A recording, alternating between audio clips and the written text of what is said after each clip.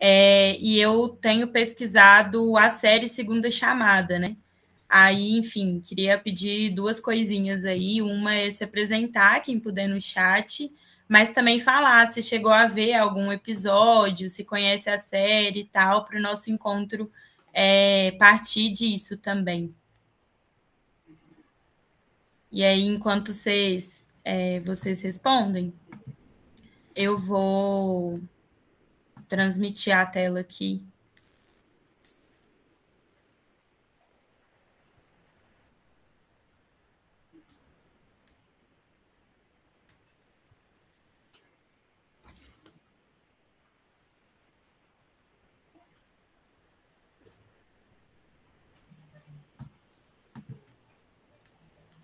Tá dando para ver, gente? Tá sim.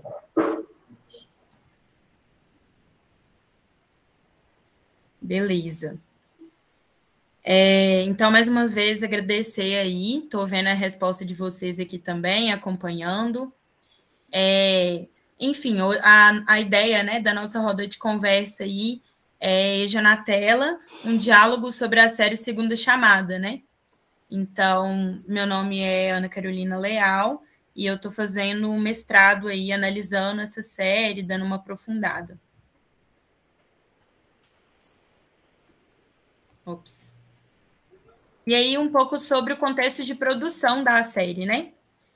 A série tem 2 temporadas, a segunda saiu em setembro, né? Então tá bem quentinha aí. Na primeira temporada, a gente teve 11 capítulos, na segunda, 6 capítulos, né? Teve um atraso aí na produção da segunda temporada por causa da pandemia e também ocasionou, né, numa diminuição da quantidade de capítulos. E a primeira temporada aí foi passada em horário nobre, né? Logo depois da novela das 9 ali, teve um índice de audiência, né, muito alto. Essa segunda temporada ela está disponível no streaming, então no Globoplay, né, para ser mais exata. E assim, né, tem uma alto. Tem o microfone aberto. Acho que é da Alessandra. Teve um alto índice de audiência também por ser a Rede Globo, né, a segunda maior emissora do mundo aí, né? A maior do nosso país tem uma cobertura de 98%, 98,52% do nosso país, então acaba tendo uma imersão, né, muito grande dentro do Brasil. E aí um pouco sobre a produção, né, da série também, e a importância que ela traz, né? Eu acho que quando a série é lançada, né, a gente começa a refletir sobre o lugar da EJA na sociedade também, né? Então, apesar da gente ter, né, uma Constituição federal que garante o direito à educação, né, cada um, cada uma dentro do nosso país, a Lei de Diretrizes e Bases, né, que trata especificamente da EJA também, nós temos, né, nos últimos anos aí, uma mudança, né, no cenário de garantia desse direito, né? Então, desde a extinção ali da CECADI até a atualidade, né, que nós vamos acompanhar um pouquinho em relação ao financiamento, né, da educação e tal, e ao próprio a própria ideologia, né, que hoje está pairando, né, na nossa sociedade, mas que ocupa o cargo no governo federal. Então, é uma ideologia, né, que segrega, né, uma ideologia que ataca Paulo Freire, nosso patrono da educação, também homenageado do nosso encontro,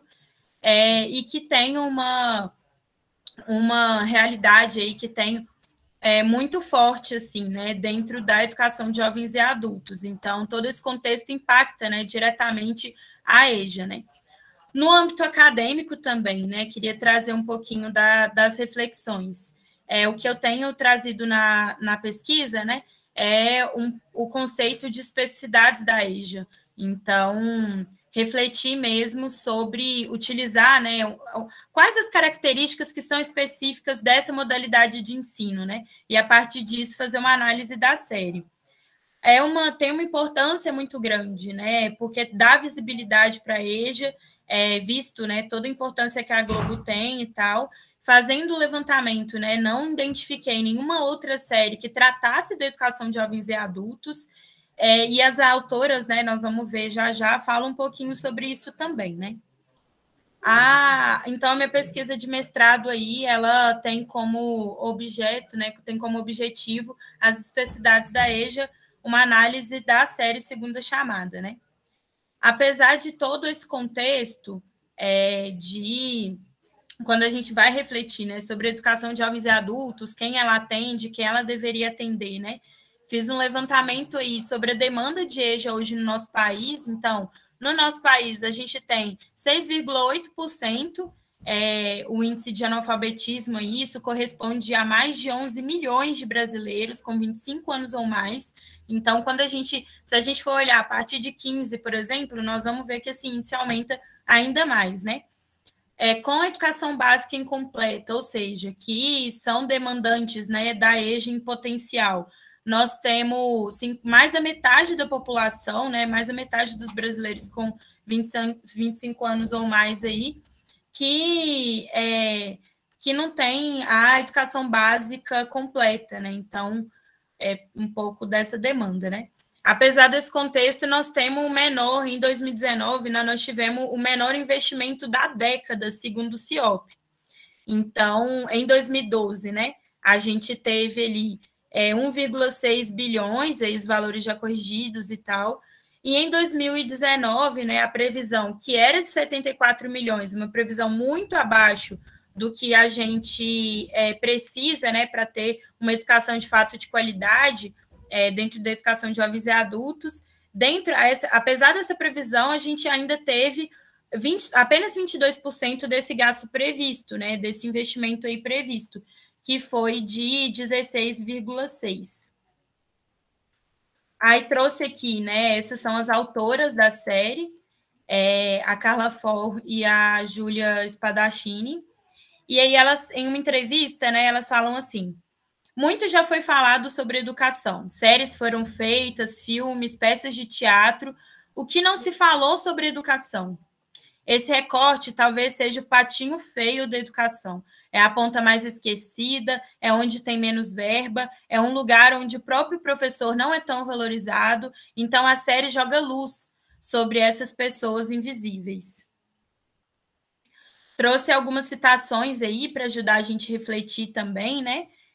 Do Leôncio Soares, que fala que as trajetórias são entrelaçadas aos contextos social, econômico, político e cultural do nosso país, né? Então, a gente, toda vez que a gente for analisar, né, um pouco como a educação de jovens e adultos é tratada, né, é necessário analisar, enfim, esses entrelaçamentos aí. E o Ismael Xavier também, né, que fala assim, né, para mim, o cinema que educa é o cinema que faz pensar. Então, algumas reflexões, né? E aí a série ajudou, para quem respondeu aí no chat, que assistiu, a série ajudou a refletir um pouco mais sobre a educação de jovens e adultos? Como que foi isso, né? Quais foram as reflexões que foram trazidas? Eu vou trazer alguma das minhas reflexões aqui, mas a ideia dessa roda de conversa é a gente ir partilhando também, então, trocando muita ideia sobre isso. Eu uso como lente, né, como um ponto de partida, o conceito de especificidades, e aí o Leôncio Soares e a Rafaela trazem para a gente, né? Portanto, definimos especificidades como a convergência de aspectos que nos capacita a agir de modo próprio, produzindo algo particular, algo peculiar particular. Desse modo, a especificidades é um dos fatores que constituem a qualidade. Então, partindo um pouco desse contexto aí. E aí, primeiro indo para a reflexão, né, sobre quem são os sujeitos que nós encontramos, né, hoje na educação de jovens e adultos. Aí eu vou trazer os sujeitos que a série, né, aponta, mas também deixando aqui, né, para que a gente pense quais outros sujeitos que são os sujeitos atendidos, né, pela EJA e tal. Então, trabalhadores, e aí tem 2 casos, né? Já trazendo um pouco reflexões da série. Tem 2 casos aí, então, um que sofre um acidente, né? E aí, posteriormente, aí, nesse acidente, né? Começa. Sim, é muito boa. Nesse acidente, né? Vira cadeirante, e aí, a partir disso, né, tem uma grande dificuldade de se reconhecer nesse novo lugar de vida, né, mas também de acessar a educação. Então, se antes estava difícil, porque ele trabalhava com obras, né, ia todo dia cansado para a escola e tal, isso se torna ainda mais difícil depois que ele sofre um acidente, né, e não consegue ajudar em casa, trabalhando, enfim, perde o seu emprego e tal, né.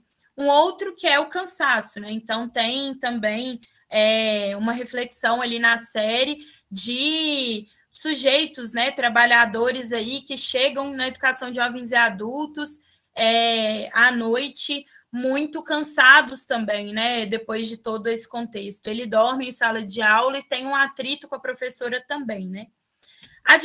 A diversidade de gênero sexual aí, então, a gente vai encontrar na série, né, a realidade de uma estudante trans e os desafios que ela identifica, né, que ela vive cotidianamente também, jovens, idosos, inclusive idosos com Alzheimer, né, que têm o direito de acessar a educação também, pessoas em situação de rua, que, principalmente na segunda temporada ali, né, tem uma reflexão mais profunda sobre essas pessoas, mulheres, né, que muitas vezes são impedidas de frequentar a escola, impedidas quando criança pelos seus pais, impedidas depois de casadas pelos seus maridos, mas também a dinâmica, né, de tarefas domésticas, né?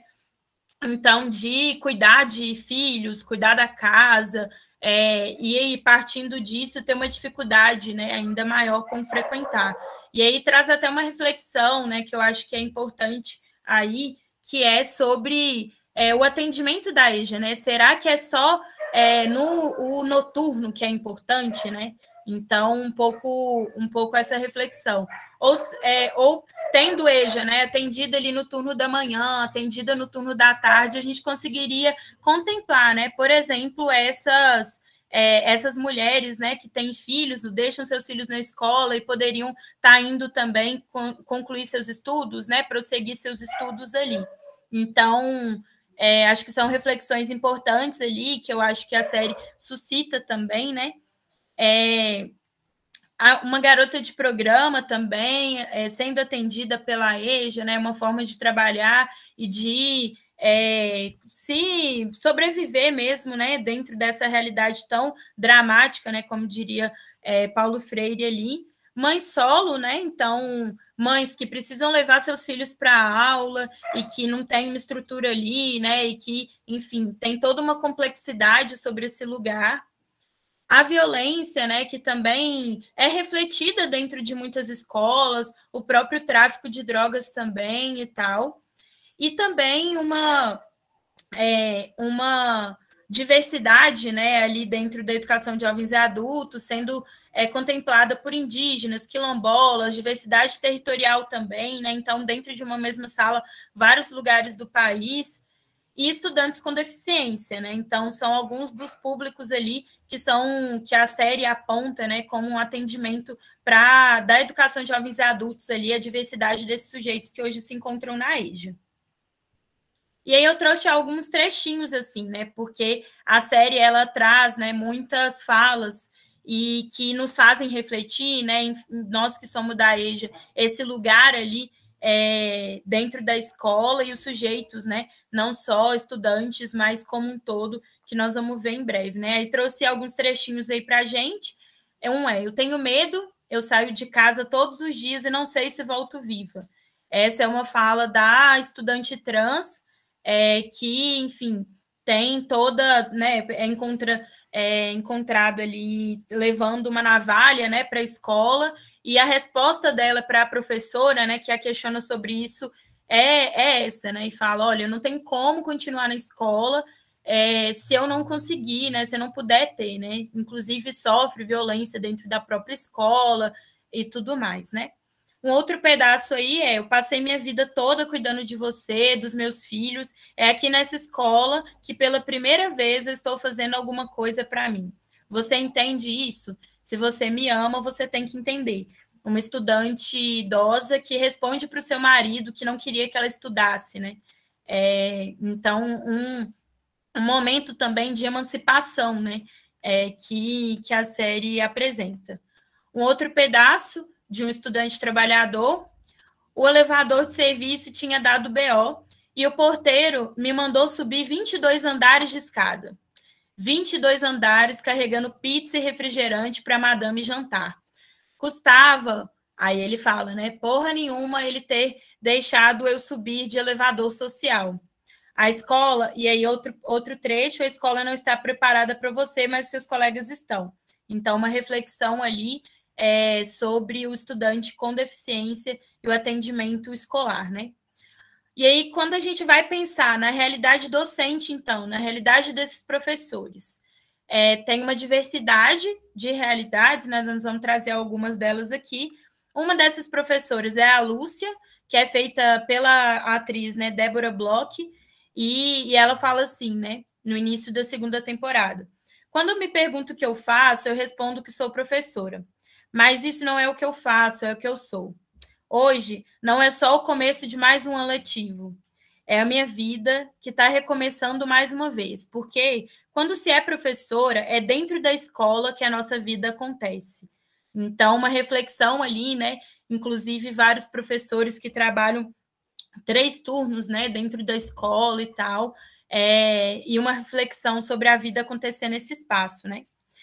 Mas a realidade, né, desses docentes, dos professores que são apresentados na EJA, é muito diversa, né? Então, a gente tem a Lúcia, por exemplo, né, que é uma professora que reafirma, eles podem não desistir da escola, mas eu não desisto deles, vai até os estudantes, buscam por um, mas também a gente tem, né, realidades mais cruéis ainda. Então, de uma outra professora que fala, né? Eu já dei aula em 2 escolas, cuidei de casa, de filho, agora estou aqui. O diretor, né, que fala que a evasão do noturno é normal, então apresenta essa naturalização, né, dessa evasão. Um outro professor de artes, né, que está se encontrando ali nesse lugar, né, enquanto professor, um professor recém-formado, e que, ao se deparar com indisciplina, acaba cometendo, né, fazendo uma coisa que não concorda idealmente, né? Então fala, ataquei o apagador no quadro para conseguir dar aula. Achei que estava dando aula para adultos. Então, um pouco o conflito, né, diário que acontece, né? Aí, um outro pedaço, esse anterior aí eu já comentei, um outro pedaço mudei muito. Essa escola, essa época que eu estava chegando aqui, né, nessa escola, cheia de gás, cheia de planos, e aí perguntam para a professora, né, onde que foi parar essa Sônia? E aí ela fala que morreu afogada pela realidade, né?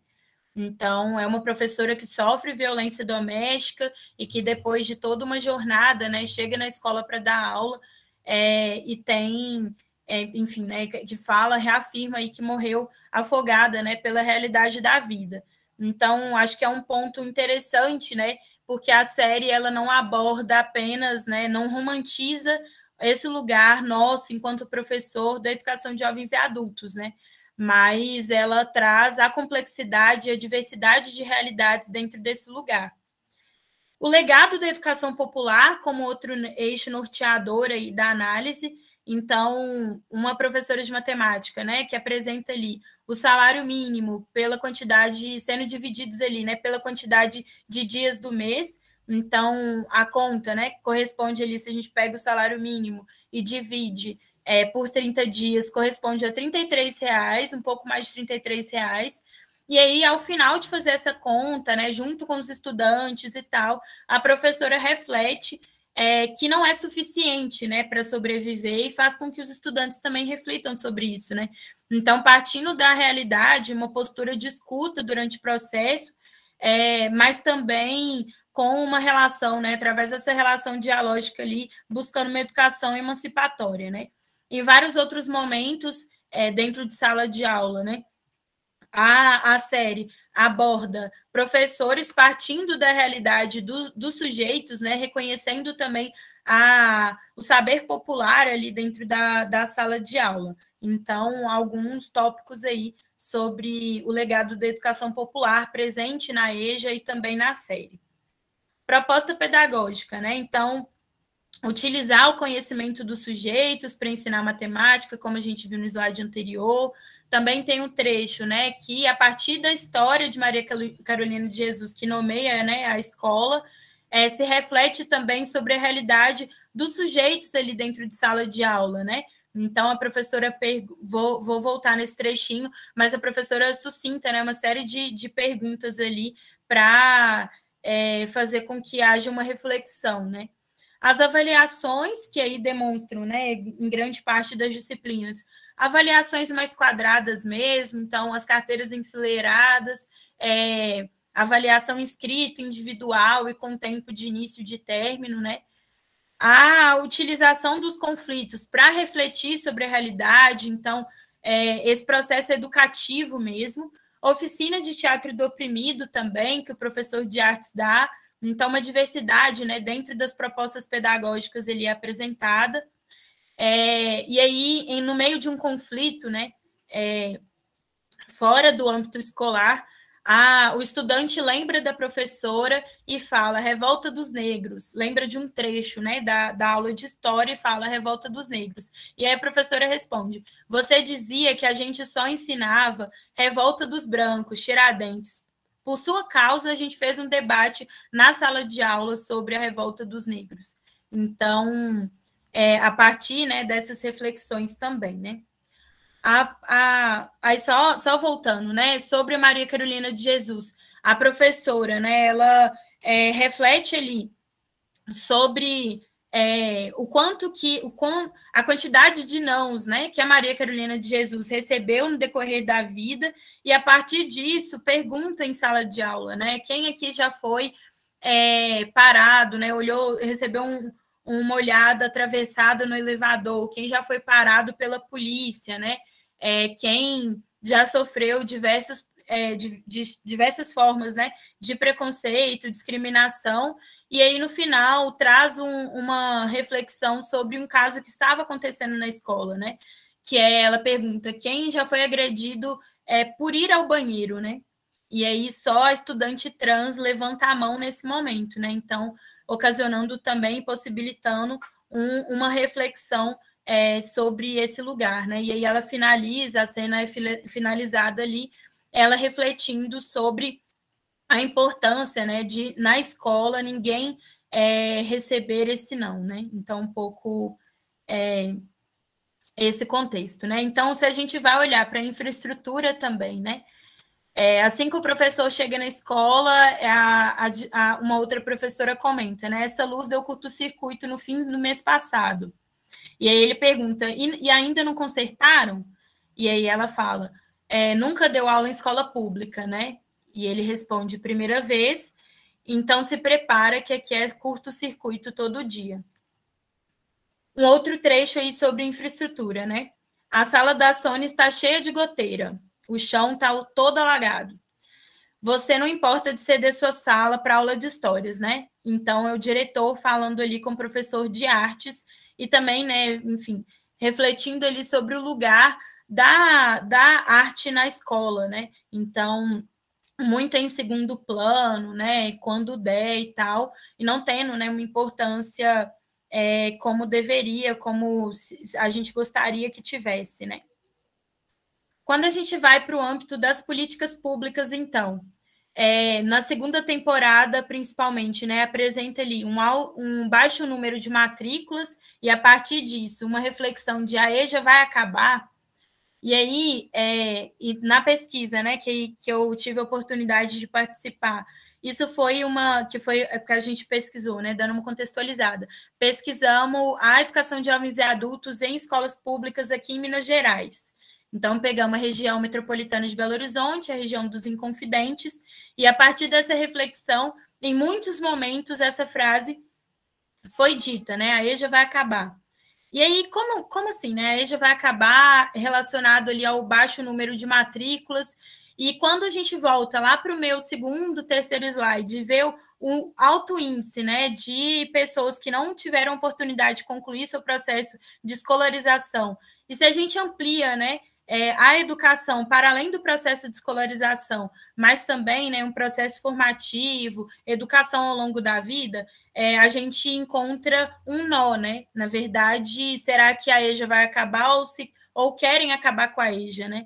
Então, um pouco essa reflexão também, né? Dentro de políticas públicas ainda, a escola laica, né? Então, isso aparece como um momento de divergência, né, de conflito ali na escola, visto que nós temos diversas, né, religiões dentro da escola, e como que a escola trata disso, né? Toma uma religião como a certa, né? Ou ela, de fato, consegue aplicar, né, o que a nossa legislação diz, que é sobre um Estado laico, né?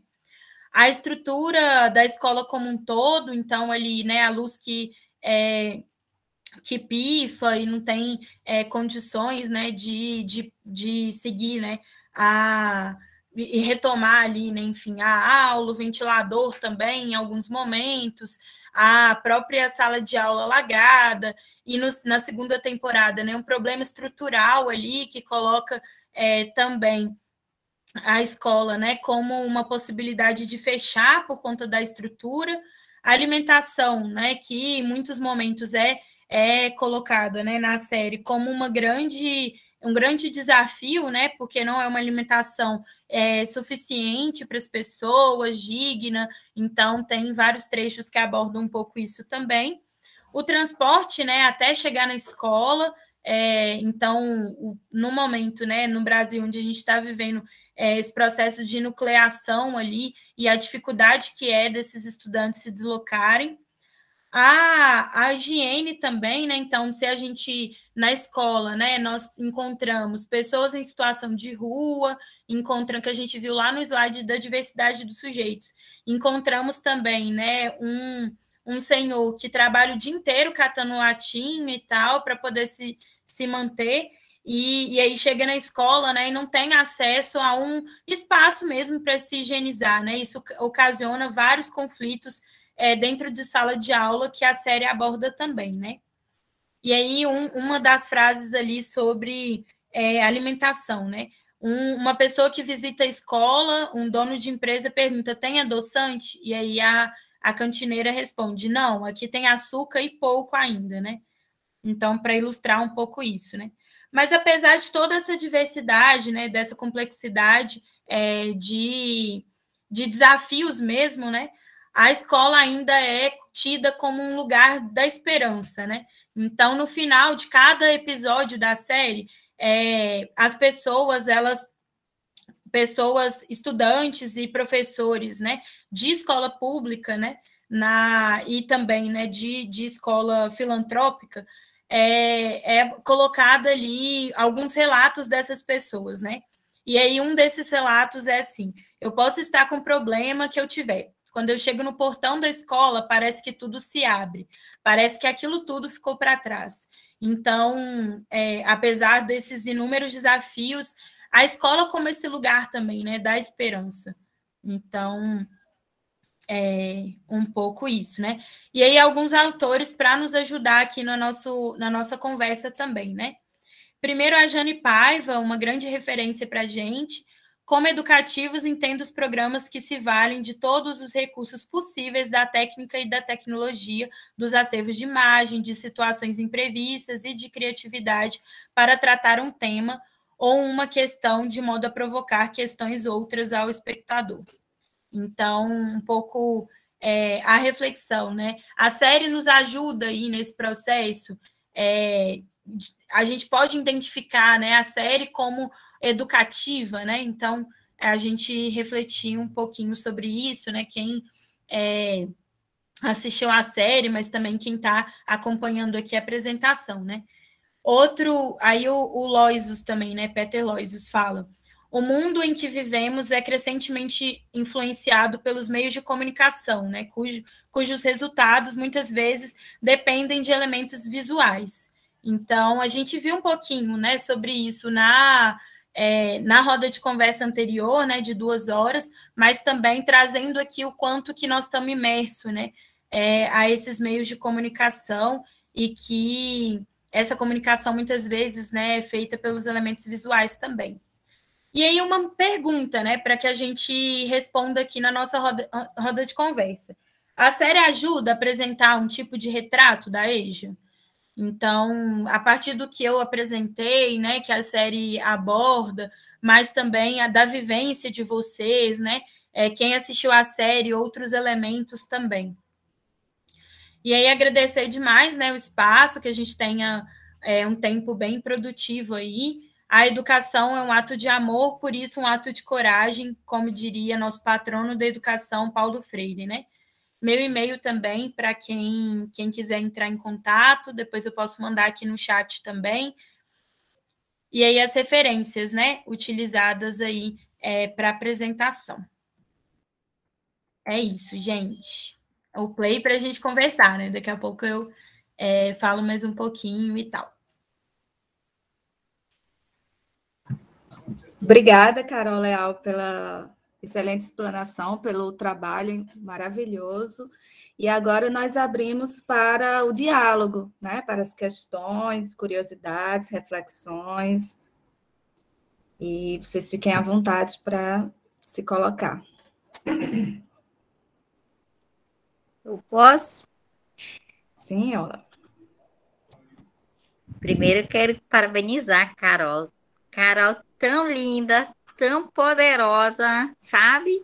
Já quero lhe convidar, assim, para um momento, assim, com os graduandos da pedagogia, sabe? Para você trazer toda essa sua discussão, essas suas reflexões. É muito bonito, sabe? Eu já estou militante da EJA já faz algum tempo, entendeu? Então é muito pai d'égua ter um rostinho assim como o seu, como o da Fernanda também, né? Como o da Helga e de tantos outros, construindo outro movimento, outros movimentos, outras formas de se colocar. E eu sempre penso que a arte, e isso eu trabalho muito nas minhas aulas, né? Ela ajuda a gente a fazer essas reflexões. E o seu trabalho, ele faz esse diálogo assim de forma muito intensa, porque você coloca isso com a sua mente, mas com o seu coração. Você coloca o seu trabalho de forma assim muito, sabe, muito humanizada. Você não coloca o trabalho de forma técnica, então eu queria lhe parabenizar pela forma como você traz a discussão. E outra, né?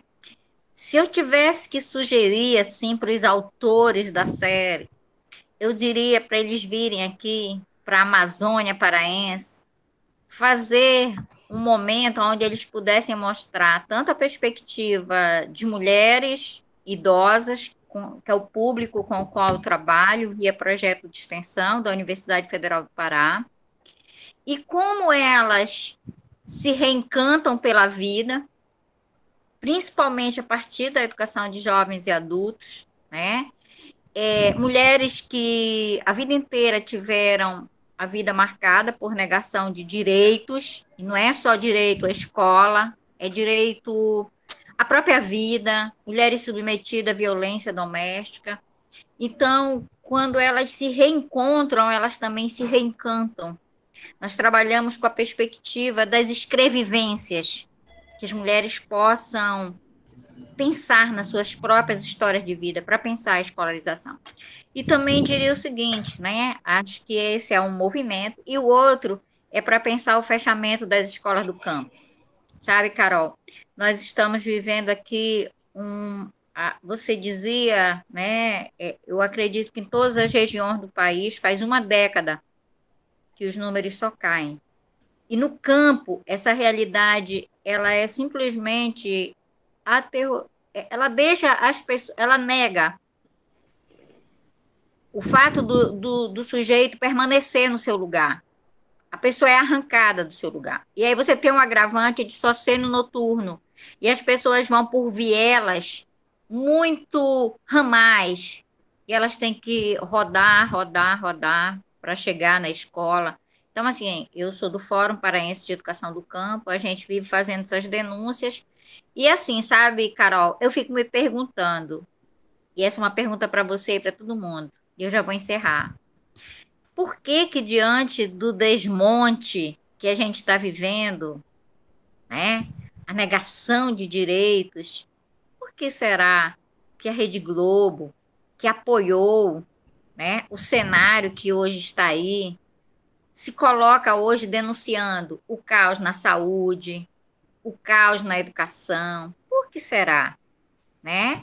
E assim, uma coisa que também me chama a atenção na série, por que não se discute a questão do financiamento, né? Não se faz educação sem financiamento, sem formação de professores, sem ensino, pesquisa e extensão. Enfim, Carol, meu profundo agradecimento da Amazônia Paraense. Seu trabalho é muito pai d'égua. E eu já anotei aqui o seu e-mail.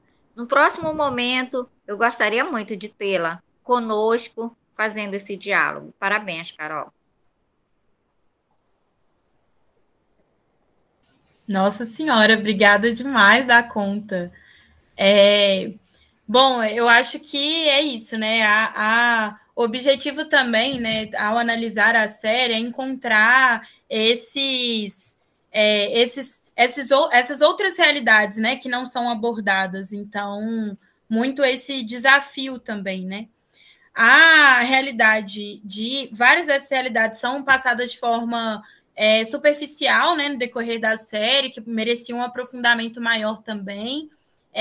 Ainda deve ter, né, uma terceira temporada, o que tudo indica. Vamos ver também o que virá sobre isso. Mas começando aí da última pergunta, né? Eu acho que existe uma contradição mesmo, né? Porque se a gente olhar até, enfim, época da ditadura, por exemplo, a Rede Globo teve uma postura de apoio, né?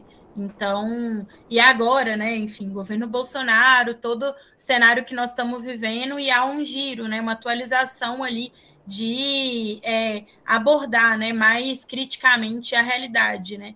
Então, é um pouco essa complexidade. Agora, a série, né, ser transmitida na Globo, com certeza fez com que uma quantidade muito maior de pessoas, né, tivesse acesso e assistisse, né, sobretudo num horário nobre, né. Então, logo depois da novela das 9, né, enfim, um pouco esse cenário, acho que traz o nosso campo, né, que a gente não só atua, é professor e tal, mas que a gente milita por, né, também como foco, né? Então, acho que é essa complexidade, né?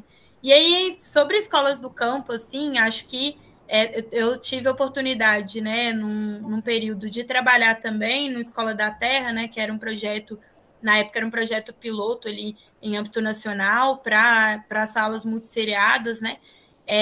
E é muito cruel mesmo nessa realidade de arrancar a pessoa do seu lugar, né? Então, se quiser estudar, por exemplo, fazer um curso superior, há necessidade de sair, né?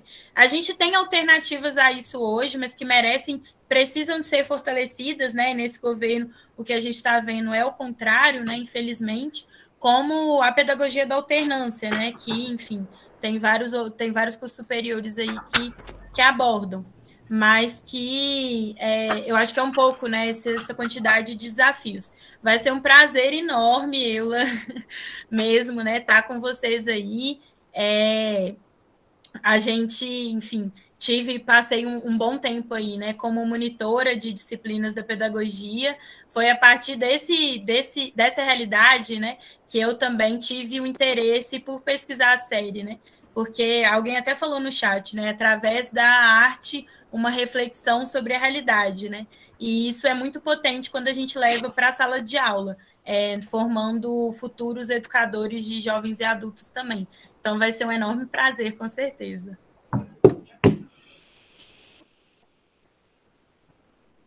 Elga e Alessandro levantaram a mão. Acho que a Elga levantou primeiro e depois... Vou ser breve. Né? Dar os parabéns mesmo para a Carol, muito bacana, Carol. E, assim, você foi falando e eu pensando assim, nossa, uma pesquisa leve, né? Não uma pesquisa rasa, uma pesquisa leve. porque, de um modo geral, a gente tem, talvez pelo objeto, né, que é a série em si, toda essa questão da arte, diversidade, mas uma pesquisa assim leve, que facilmente a gente se identifica, porque a pesquisa, às vezes, ela tende a ser mais sisuda, né, a ter aquele caráter mais acadêmico, assim, pesado, até como uma forma de valorização, né? Não li o texto, lógico, mas a sua fala, os personagens, o objeto, né, o que você traz e tal. Eu fiquei pensando o seguinte, eu não sei se você falou, me passou, ou se não ocorreu, ou se não é de interesse. Houve contato com as autoras da série? Né, seria uma questão que eu fiquei pensando. E a outra questão é o que eu observei ali. Eu sou das artes, né, minha disciplina é artes visuais, e eu vou fortalecer o que a Eula disse. A gente vai ouvindo, e claramente é uma escola de cidade, de uma cidade.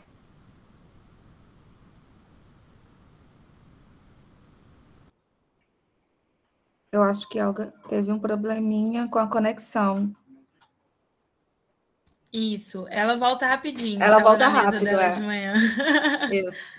De tarde. Voltou. Eu e minhas quietas. Só para finalizar, então, eu acho que você ouviu, né, perguntando pela sua carinha na hora, sobre se teve contato com as autoras, e reforçando o que Eula colocou, né, a gente percebe claramente que se trata de uma escola de cidade grande, talvez, ou mediana aí. Você falou a cidade no começo, mas agora eu me perdi, não tenho muita certeza.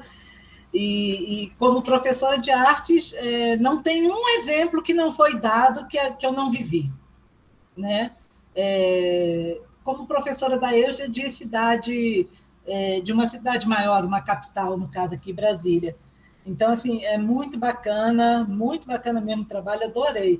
Ela estava, vou falar aqui para todos, ela estava assistindo a minha apresentação, e quando ela abriu a câmera para a gente tirar uma foto, eu já corri, assim, já queria ver aquele monte de papelzinho ali na parede, falei, nossa, o que é aquilo ali? Muito legal, muito obrigada, viu, Carol? Agora eu vi os papeizinhos. Beijo. Não, obrigada a você. Eu adorei a explanação mais cedo, anotei várias coisas, várias reflexões. Mas a escola que é abordada, ela é em São Paulo, então traz todo esse contexto, né, de São Paulo para a série. Então, desde a correria até, enfim, né, as grosserias do cotidiano por essa vida, né, tão agitada, né, enfim, todo esse contexto ali que traz para a série, né? E aí, sobre pesquisa leve, né? Eu acho que analisar a partir da série, né, uma realidade, assim, não era foi meio o contexto de pandemia que me levou também, né, para essa pesquisa. Mas a cada vez que eu converso com educadores de EJA, né, sobre a realidade da série, rola acontece, né, uma identificação, outros um estranhamento, uns uma identificação, então um pouco nesse cenário, né? E aí eu acho que tem uma coisa que a partir da série, né, que é uma forma artística ali de expressar a educação de jovens e adultos, tem uma sensibilização também, né, a cada cena, porque assim, é raro, né, você encontrar numa sala de aula todos esses contextos que eu apresentei, né? Então, você encontra diversas salas e tal, e aí, enfim, acho que tem um pouco esse desafio, né? Agora, ali não, o tempo todo muitas tensões, né? Porque a série quer abordar isso.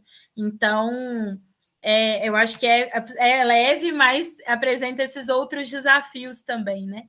Então, e aí, sobre as autoras, na verdade, isso que eu apresentei, né, é fruto do primeiro ano do mestrado. Eu estou iniciando o segundo ano, né? Então, eu pretendo, né, pesquisar, o roteiro eu estou fazendo, então essa pergunta é muito interessante também. Até a Eula, né, que falou no ponto, teve a fala, né, anterior aí, sobre perguntar para as autoras, né, e sobre a escola, enfim, e a abordagem, né, de um recorte, né, dentro de toda a realidade e tal. Então, desde a escola do campo até a realidade das estudantes idosas, né? Então, pretendo aí entrevistá-las em breve, já contactei, acho que vai dar certo. E aí divulgo para vocês também, né, no momento da defesa ali, que acho que a gente vai ter boas reflexões, né? E aí, sobre a realidade enquanto professora de artes, né? Acho que reafirma, né, também um pouco do contexto que a série apresenta, né, dessa realidade e tal. Esse retorno também é muito importante para a gente conseguir analisar, refletir mesmo a partir da realidade. Alessandro. Presente. Obrigado aí, Fernandinha, pela veloz abertura da sala. A gente teve um probleminha. Eu perdi uma parte da fala da Carol por conta disso, de eu estar meio que avisando as pessoas a respeito do link da sala. Mas queria dizer assim que eu assisti a série inteiramente, tanto a primeira temporada como a segunda. Eu me lembro que quando a série foi lançada, e num grupo de Zap eu joguei assim, tem uma série aí boa na Globo e tal, segunda chamada, aí teve uma professora que falou assim, na Globo? Aí eu disse, professora, e ainda bem que a vida tem dessas coisas, né? A vida, ela é contradição, então ainda bem, a vida está fora do nosso controle. Então, se uma dupla, um trio, sei lá, um grupo de produtores resolve colocar na tela a situação de uma escola pública, da EJA, da forma como está na série, é a vida sendo mais forte do que os desejos de controle que a direção da Globo tem, né? E eu acho que, né, se a gente assistir a série, a gente vai ver que, ainda que ela não faça questionamentos políticos, filosóficos profundos sobre a política da educação do país, sobre, enfim, as raízes estruturais da nossa desigualdade, ela também não induz o espectador a ser condescendente, né? Em nenhum momento você vai encontrar algum tipo de movimento, a não ser do próprio diretor da escola, que é frequentemente, digamos assim, atropelado pela vida, né? Eu estou lembrando aqui eu assisti a segunda temporada, nem sei se todo mundo assistiu, mas tem uma situação na segunda temporada que para mim é fantástica, né? Que é o seguinte, a escola tem uma sala entulhada de carteira, que ele não sabe o que fazer com aquilo ali, porque ele não pode levar as carteiras para outro lugar, porque, segundo ele, a gestão da secretaria diz que não tem onde guardar. Aí ele acredita que um dia pode vir a consertar as carteiras, mas ele efetivamente não se mobiliza muito, né? Aliás, ele é meio que empurrado o tempo todo, né? As decisões dele, ele é empurrado pelos professores, pelos estudantes. E aí está um momento lá de profundo frio, né? Um frio tenebroso na escola, e como a escola acolheu um grupo de moradores de rua, um dos moradores, sem conseguir assistir aula, sem conseguir, enfim, dar conta do frio, pega as carteiras, bota no pátio da escola e toca fogo nas carteiras, né? E aí fica aquela coisa, né? Como assim? Tocou fogo nas carteiras? Aí a professora diz, bom, ele resolveu pelo menos 2 problemas, né? Um primeiro problema você não sabia, ela disse para o diretor, não disse como eu estou dizendo, claro. Você não sabia o que fazer com as carteiras, né? Então, já descobrimos um destino para elas. Segundo, eles estavam morrendo de frio. E a escola não estava acolhendo, as pessoas estavam deixando de vir para a escola por conta do frio. Então, e é muito interessante porque ele toca fogo nas carteiras no centro, no pátio, as pessoas fazem uma roda em torno da fogueira e começam a cantar música, começam a falar de si, né, que nos remete a esse sentido que as rodas em torno de fogueira têm em várias civilizações por aí afora, né? Não é só entre jovens na beira da praia, né? Essa coisa de você estar compartilhando o sentimento. O fogo acolhe, ao mesmo tempo que devora uma matéria, ele acolhe outras matérias necessitadas da quintura, né? Essa cena para mim foi muito forte nesse sentido, né? A série tem várias situações que eu particularmente testemunhei idênticas, testemunhei ou escutei professores que testemunharam, né? Então, a coisa da estudante que tinha um filho e a escola, não, no primeiro momento, tem dificuldade de aceitar ela vir com o filho, né? Aqui em Natal, eu escutei da boca de um diretor de uma escola que ele fez isso e em nenhum momento eu percebi algum tipo de, digamos assim, de dúvida dele, no sentido de estar fazendo o correto para ele. Leia-se, dizer para a aluna encontrar um jeito de alguém ficar com o filho dela, porque ela não ia poder assistir. Para ele, essa decisão estava certa. Ele não tinha o menor crise de consciência, né? Então, aquele diretor daquela escola da série, a gente vai encontrar em vários outros lugares. Tem uma coisa que eu acho muito, muito bacana nessa série, que eu acho que vale a pena a gente conversar um pouco mais, e aí, Carol, nas oportunidades que você tiver, eu acho que seria uma coisa interessante, que é o seguinte, a escola, né, você tem ali, você não tem grandes debates pedagógicos, você mesma falou que há, né, a convivência de perspectivas pedagógicas, vamos dizer assim, no mínimo conflituosas, né, a aplicação de uma prova no sentido mais tradicional e, ao mesmo tempo, um professor de arte que trabalha com teatro do oprimido, ou mesmo a professora de matemática que acolhe as questões imediatas dos sujeitos nas suas aulas. Que isso é o que nós vamos encontrar por aí, né, em todo canto, né?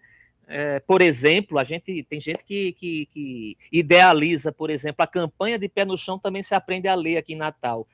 A Fernandinha, aí, nossa colega, fez entrevista com professores, e a gente sabe que na campanha de Pé no Chão também se aprende a ler, tanto tinha professoras atuando no modo Paulo Freireano, como tinha professoras que atuavam da forma mais tradicional, ainda que debaixo da mesma palhoça, do mesmo barracão, né?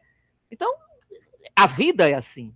A vida, ela é essa mistura de contradições que a gente tem que estar aberto a elas e também com coragem de enfrentá-las para superar.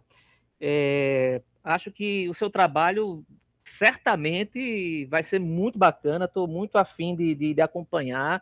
Tenha em mim assim, uma pessoa que deseja estar perto de você nessa empreitada.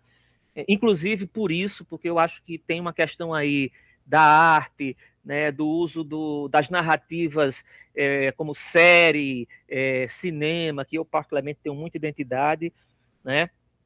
E só para fechar minha fala, é só para lembrar para alguns dos participantes que eventualmente estejam nessa sala e que tenham participado do nosso último evento presencial, né?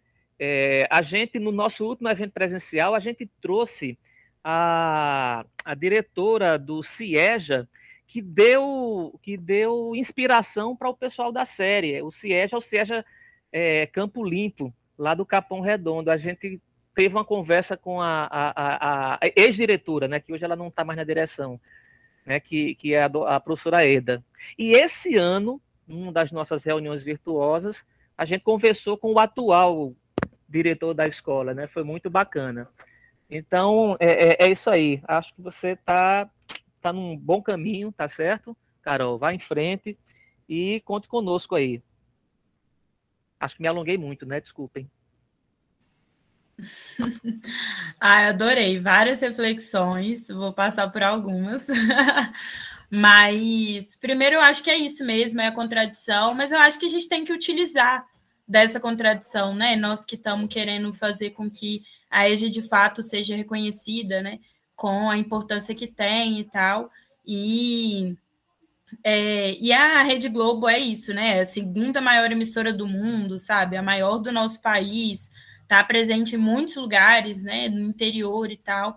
E a gente precisa utilizar, né, desse momento aí para colocar a EUJA para discussão no nosso país, sabe, na nossa sociedade e tal. Então, eu identifico, né, é assim que eu leio as coisas, né. E aí, sobre vou passar especialmente sobre a questão dos professores, assim, que eu acho que foi uma coisa que me tocou muito também, que é de não... Eu acho que, assim, tem uma professora que é romantizada, né, na série e tal, então, como a salvadora, meio isso, mas também apresenta as outras realidades, né? Então, tem um professor que é iniciante, tem uma professora que é despojada e consegue ali equilibrar, né, as coisas, não é insensível com a realidade, mas também não se... mas sabe do limite, né? Não se aprofunda ali. Então, e tem professora que a realidade já é tão cruel com ela, né? Tão dura com ela, que ela não consegue, sobretudo na primeira temporada, né? Se dedicar, né, esse espaço que é a sala de aula, que é a escola e tal. E essa é a realidade que a gente vê, né, na educação como um todo, uma diversidade de realidades, de vivências ali, e que se encontram, né, na sala de aula. Agora, assim, eu fico refletindo que a série também, né, que faz falta no nosso cotidiano, mas que a série aborda pouco, né, que é sobre formação continuada. Então, acho que é um elemento ali que merecia ser um pouco mais trabalhado. Nós temos, né, por exemplo, eu sou aqui de Belo Horizonte, aqui em BH, as sextas-feiras são dedicadas para formação continuada, para reuniões pedagógicas e tal. É claro que isso faz muita diferença, né? Porque imagina se esses professores que são abordados na série tivessem um espaço de encontro, né? De reflexão, de formação continuada e tal. Eu acho que a gente teria, né, uma escola mais potente, né, por exemplo. Então, um pouco em relação a isso, né? E, enfim, na segunda temporada, eu acho que fica muito marcante a luta pela permanência, pela manutenção da escola, né? Então, é muito em torno disso que a série, enfim, gira, né? E foi uma mudança da primeira para a segunda temporada também. Eu fico imaginando que as autoras foram questionadas sobre isso, né? Uma das perguntas que eu levarei também, né? O porquê desse giro, dessa mudança? Porque é isso, aborda de fato a especificidade da educação de jovens e adultos, né? Porque no ensino comum, assim, as pessoas como um todo, né, elas se mobilizam para ir lá, lutar pela vaga dos seus filhos e tal, né? Mas o seu direito à educação é um passo, né, além de se identificar como sujeito de direito, né? Então, é um pouco isso, né? Mas várias reflexões aí, anotei várias coisas. Vamos seguir conversando também, Alessandro. Obrigada pelo convite, viu?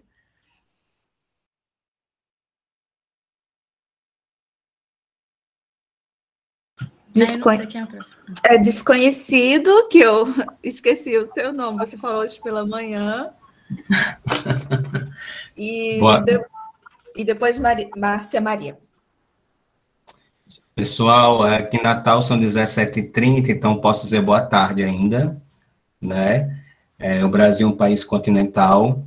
Bem, meu nome é Wellington, sou formado em letras, professor de português, conhecido como Tom, moro em Natal, mas trabalho numa cidade aqui coladinha com Natal, Macaíba. 2 escolas da EJA no turno noturno. Uma é rural e a outra no centro da cidade. São realidades bem diferentes.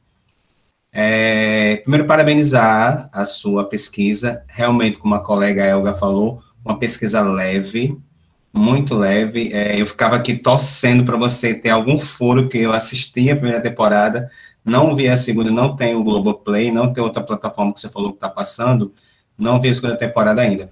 Mas pela primeira eu assisti e estava torcendo que você esquecesse algum furo para eu poder trazer. E não, você explanou muito bem as realidades, as relações interpessoais, o problema de cada um, né? E parabéns. Antes de chegar na minha pergunta, que tem a ver com a minha disciplina, a colega do Pará falou que seria interessante que as autoras conhecessem, nossa, seria um outro filme, né? A realidade das mulheres alunas paraenses, nossa, deve ser, de uma riqueza perfeita. e você estava agora há pouco com as câmeras abertas, tenho 3 professoras, parabenizando você e seu trabalho. Eu acho muito bonito a inteligência, e a inteligência feminina me atrai, assim, né? Tenho 3 mulheres aí ricas, falando, uma inteligência, assim, perfeito. E eu fico imaginando como homem, como masculino, homem gay que sou, o quanto é difícil ser mulher nesse país, né? E mulher que trabalha, que tem filho, que, né? E consegue, né? Ser mulher nesse Brasil tão difícil, tão desigual e tão machista, na é verdade. Mas a minha pergunta em relação à série é que, em relação a primeira vez, quando eu vi a chamada da série, também fiz igual o colega, coloquei no grupo do WhatsApp, gente, uma série sobre educação. E meio que eles ignoraram, não levaram, né? Mas eu fui assistir a série e gostei muito. E a primeiro episódio, primeiro capítulo, eu fiquei curioso, como professor de letras, sobre, não sei se você reparou, Carol, o nome da escola, lá na chamada nome da escola. Você observou que é tudo em letra minúscula? Não. Não. Foi a primeira coisa, inclusive agora, você falando aqui, eu fui lá no Google, pesquisei, a foto tá aqui, tudo em letra minúscula, realmente. E daí eu fico, poxa, será que isso foi provocativo? Será que isso foi intencional? Você nunca parou para pensar nisso? E ainda fica, aí continuo pensando nisso. Por que que colocaram na fachada da escola, Escola Estadual Carolina Maria de Jesus, tudo em letra minúscula? E, sinceramente, como professor de língua portuguesa e da EJA, e me deparo com alunos com sérios problemas na escrita, e a primeira coisa que digo a eles é: toda frase começa com letra maiúscula. O seu nome próprio começa com letra maiúscula. Aí me deparo com a série sobre educação da EJA, que o nome da escola vem com todas as letras minúsculas. Não é curioso? Ou é viagem minha? Estou viajando. Eu me permito perguntar a vocês também. Então, quando eu li no cronograma e vi sobre a série, eu disse: eu preciso participar. Preciso assistir, eu preciso ver e trazer esse meu questionamento à tona. Tá? Eu, particularmente, eu acho que foi provocativo, eu acho que não foi intencional, acho que eles não fizeram assim, porque eu acho que tem um porquê, e não sei porquê, mas eu acho que é intencional, sim, ser de propósito. Parabéns, tá? Sua pesquisa realmente é muito rica, parabéns mesmo, e obrigado por participar. Obrigada a você pela fala, pelas contribuições e por suscitar uma coisa que eu ainda não tinha observado mesmo, né? Já anotei aqui, voltar lá, observar de novo, ver se na segunda temporada isso aparece também, e perguntar, né? Aproveitar esse momento de entrevista aí que está previsto para poder perguntar para as autoras, né? E aí te dou retorno também. Vamos trocar contato para você também conseguir assistir a segunda temporada aí, e aí a gente vai conversando. Mas agradeço, obrigado.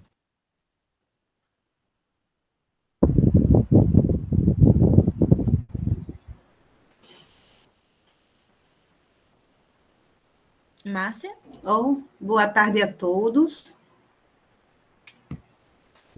Parabéns, Carol, pelo belo trabalho, e é muito prazeroso quando, mesmo em situações de tantas adversidade, como nós assistimos na segunda chamada, consegue-se extrair dali flores, porque o processo é duro, mas o processo é o mais bonito, né?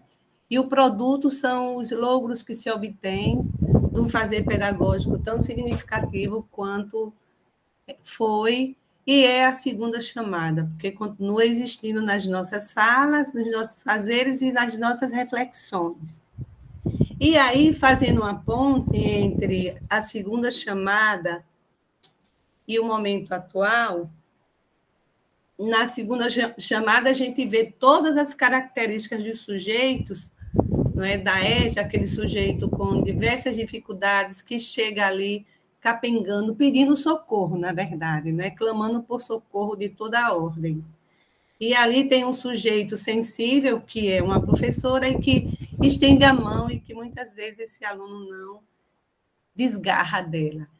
Bom, qual é a ponte que eu faço um adendo à sua fala e a tantas falas brilhantes que existiram nesse momento? É o fato de que, nesse tempo de pandemia, eu sou coordenadora da EJA e, particularmente, nós não estamos sabendo fazer a segunda chamada, porque todas as chamadas, até agora, não vingaram tão bem.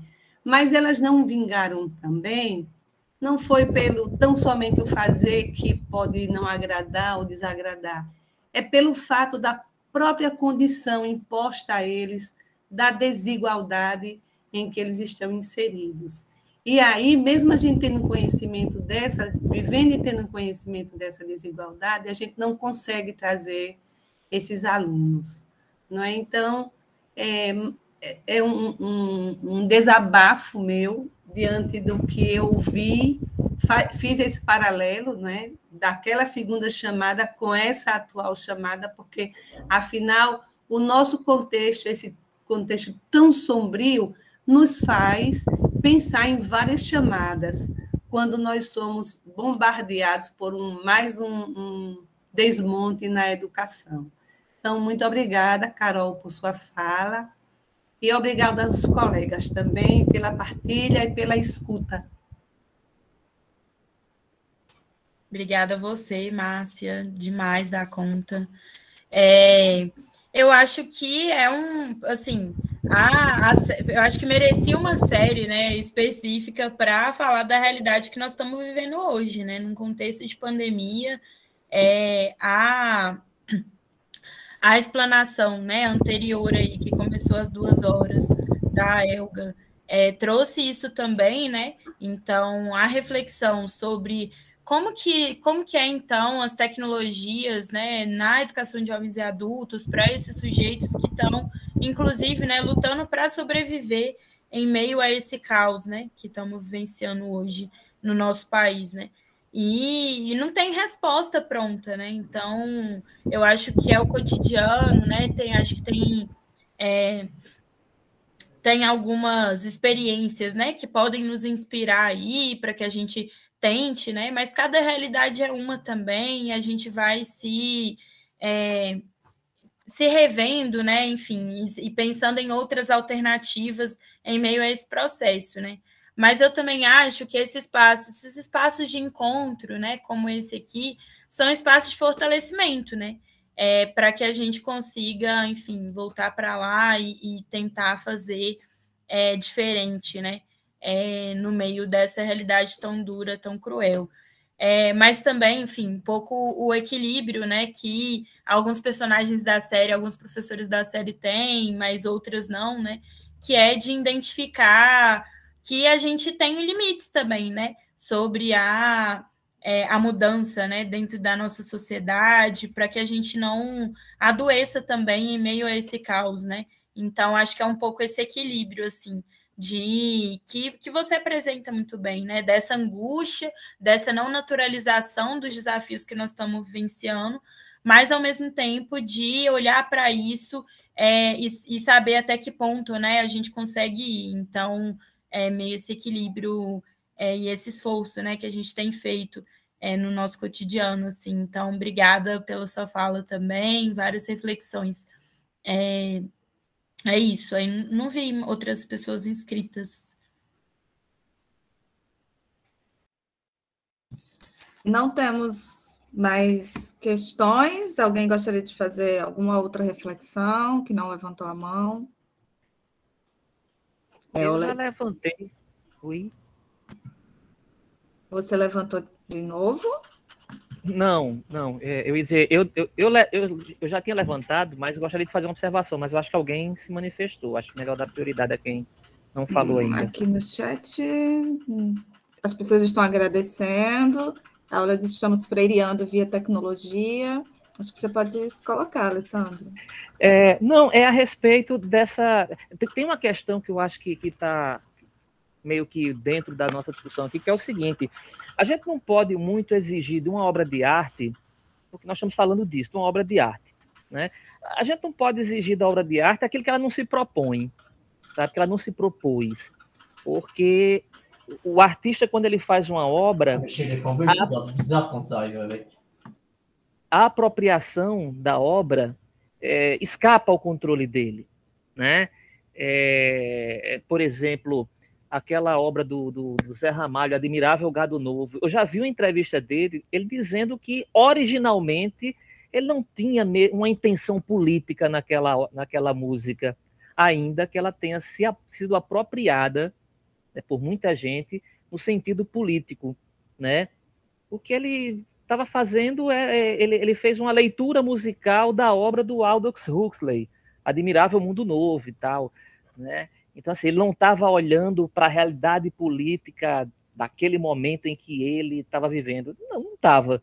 Foi apropriado pelas pessoas nesse sentido. E assim a gente vai ter vários outros exemplos, né? A obra de arte, ela escapando ao controle do autor. Eu acho que é um pouco isso que nós temos nessa série. Essa série, ela traz um monte de coisas que nós podemos muito potencializar para além daquilo que pode ter sido o impulso inicial das criadoras e para além daquilo que a Globo poderia ou não permitir, né? Acho que isso é uma coisa boa que a série traz. E acho e penso que, de fato, quando você pega a realidade da EJA em todo o país, Nossa Senhora, a quantidade de situações, né, que cada situação daquela daria certamente uma nova série, né?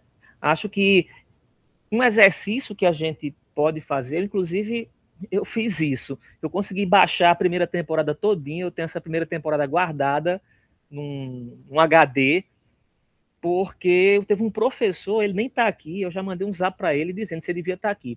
Teve um professor que disse assim: Sandro, a gente poderia... Por que a gente não pensa num processo de formação dos professores a partir da série?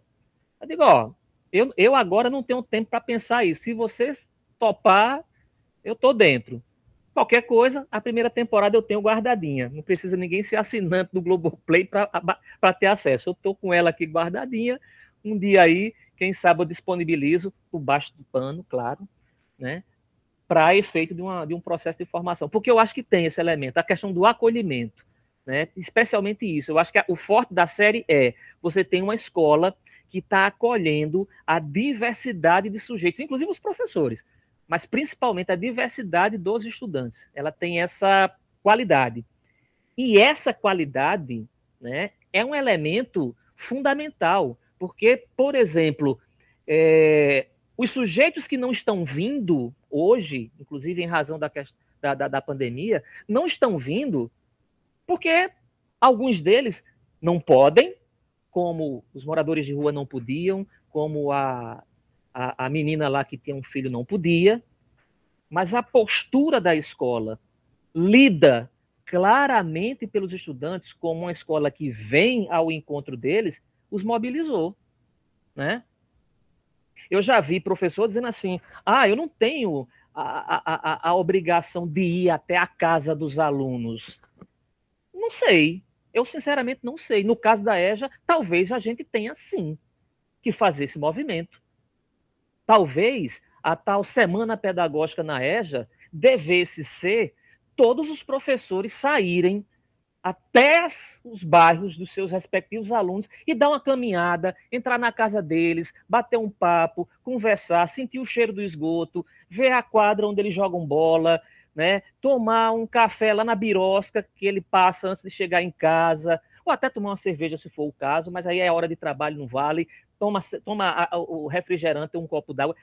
A primeira semana pedagógica, é isso, entendeu? E aí, porque o aluno, ele, no caso da EJA é isso, o camarada tem que entender que a escola é um aliado dele, né? Hoje, inclusive por essas razões que a Carol trouxe e outras que eu conheço, a escola não é uma aliada. O cara sabe que se chegar atrasado meia hora, não vai entrar na escola, porque o portão está fechado. Se ele tiver uma amizade com o vigia, aí vem os laços privados, né? Ou um professor que sabe da penúria dele, o cara vai abrir o portão para ele, mas não como uma rotina institucional, e sim pelos laços privados. Então, essa coisa do acolhimento, no sentido bem mais amplo, eu acho que a série traz, e a gente precisa fazer esse debate, né?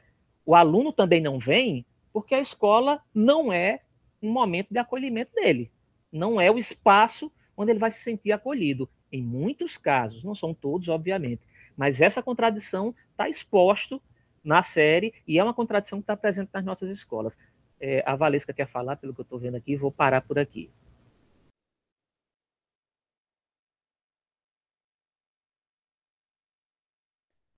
Só complementando o que o professor Alessandro falou, da importância do acolhimento de ir nas casas dos educandos. Quando eu trabalhei com jovens e adultos, sempre que a gente tinha um feriado prolongado, quando era após o feriado, nossa, quase não tinha aluno na sala de aula, quase não tinha educando. Eles não voltavam, porque eles se sentiam desestimulados, achavam que já fazia tempo, tinham esquecido, e eles não voltavam. E aí tinha uma série de motivos também. E a gente sempre acabava chegando mais cedo e indo na casa desses alunos, buscando eles mesmos. A gente pegava eles pelas mãos, pegava o material e levava eles para a sala de aula. Alguns que tinham mais resistência, então a gente faz a sala de aula aqui mesmo, a gente dá a aula aqui mesmo na casa. E aí a gente levava a sala de aula para dentro da casa do educando. Com isso, a gente fazendo isso, acabou que eles se sentiram acolhidos e não faltaram mais, mesmo que tivesse um feriado, mesmo que por algum motivo eles acabavam indo, mesmo com chuva eles iam. E se a gente atrasasse um pouquinho, que devido a gente morar longe, que era no assentamento, a gente não morava no assentamento, eles mandavam mensagem: ei, professora, tá vindo, sei que a gente vai buscar vocês se não tiver transporte. E foi muito bacana, assim, quando a gente sentiu que esse acolhimento estava dando certo. Era isso mesmo que eu queria falar. E parabéns, Carol. Ai, gente, obrigada demais por todo o acolhimento que vocês também, né, estão fomentando aqui nesse espaço, todo o carinho aí no chat e tal. Estou muito feliz de estar aqui. Aí, começando por essa reflexão aí da Valesca, né? Eu acho que esse é um elemento, né, muito forte mesmo. A série até aborda isso com uma das professoras, né? Que é de se envolver mesmo, de ir lá buscar os estudantes, né? Tanto na primeira quanto na segunda temporada. Então, que tem, né, essa realidade aí e essa dedicação, né? Mas que não é também a realidade de vários outros, né? Assim, eu acho que tem isso que o Sandro coloca, né? Sobre a dinâmica mesmo da produção artística, né? Assim, eu tenho críticas à série, né? Enfim, quando vou fazer uma análise profunda e tal, mas eu acho que tem uma característica muito positiva, que é apresentar a educação de jovens e adultos com complexidade, sabe? Com que, de fato, ela é complexa. Não é simples, não é dado, não é superficial, mas é toda uma diversidade, né? Que é específica da educação de jovens e adultos, né? Que tem a ver com, inclusive, o acesso ou não ao direito à educação, né? Que tem a ver com se reconhecer como esse sujeito portador de direito, né? Então, eu acho que tem essa característica aí que é muito forte, né? E aí essa questão do acolhimento, né? Eu acho que tem o elemento de fato, a série aborda isso de uma maneira forte e tal, mas também consegue demonstrar, né, de que não é fácil. Então, eu acho que tem esse ponto. E aí, sobre essa questão da formação, né, que você comentou.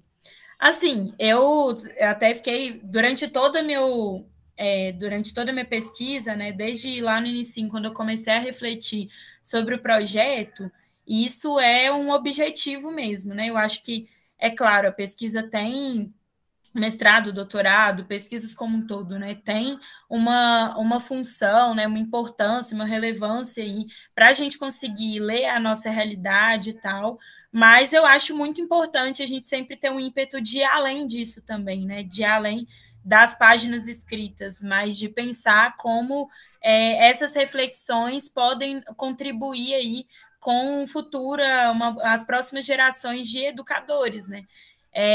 Eu tinha comentado, né, que foi a partir de uma aula de uma disciplina de EJA da graduação em pedagogia aqui da UFMG que eu comecei a me interessar, né, por essa pesquisa. E, assim, é muito grandioso levar... O que a gente fez, né, na ocasião, foi assistir um episódio e, a partir desse episódio, refletir sobre o que é a educação de jovens e adultos, né? Então, assim, foi meio essa dinâmica. E foi muito grandioso, porque através da arte é diferente, né? Você lê e você lê, né, um texto e tal, de você ver ali através de uma produção artística que suscita, né, não só reflexões racionais e tal, mas que suscita também emoções, né? Então, é isso, você vê a série, você chora, você reflete, você se interessa, você quer comentar com outras pessoas que viram a série, enfim, todo esse processo. E eu acho que tem esse potencial formativo mesmo, né? Então, até esses outros teóricos, né, que eu citei aí na apresentação, trazem sobre isso, né, o cinema que educa e que faz pensar, né, então eu acho que a série tem esse potencial aí de nos fazer pensar, né, refletir sobre o que é a EJA hoje na nossa sociedade, né, ou pelo menos um grande recorte aí do que isso significa. Aí, enfim, não vi ninguém escrito também, mas digam aí.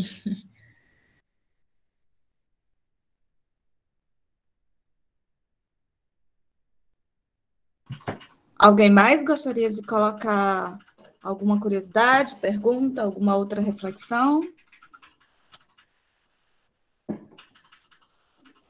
Carol, gostaria de falar mais alguma coisa? Ou vamos... agradecer demais, né? Muito mesmo pelo espaço, pela partilha aqui.